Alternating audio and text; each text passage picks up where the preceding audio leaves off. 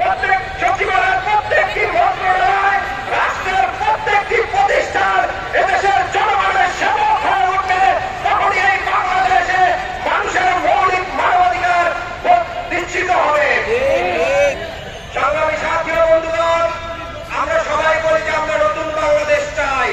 সেটি নতুন বাংলাদেশ কি আপনারা জানেন, যখনই যেই দল রাজনৈতিকভাবে ক্ষমতায় আসে তারা বিরোধী রাজনৈতিক দলদেরকে বিভিন্ন ধরনের ট্যাগিং করে, তাদেরকে নানা ধরনের হয়রানি করে।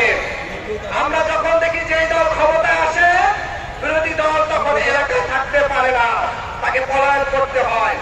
কিন্তু আগামীতে এমন একটি বাংলাদেশ গঠিত হবে যেখানে শতবর্ষের ঊর্ধ্বে ওঠে সকল দল মত নির্বিশেষে প্রত্যেকে বাংলাদেশের নাগরিক হিসেবে বাংলাদেশের পুনর্গঠনে তার সর্বোচ্চ ভূমিকা রাখবে। তেমন একটি বাংলাদেশ আমরা আজকে দিয়ে যাব।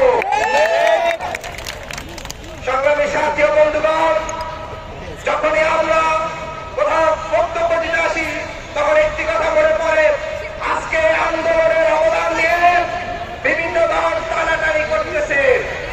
বিভিন্ন ব্যক্তিরা কার অবদান বেশি, কার অবদান কম, সেটি নিয়ে আজকে কারা হেসরা চলছে।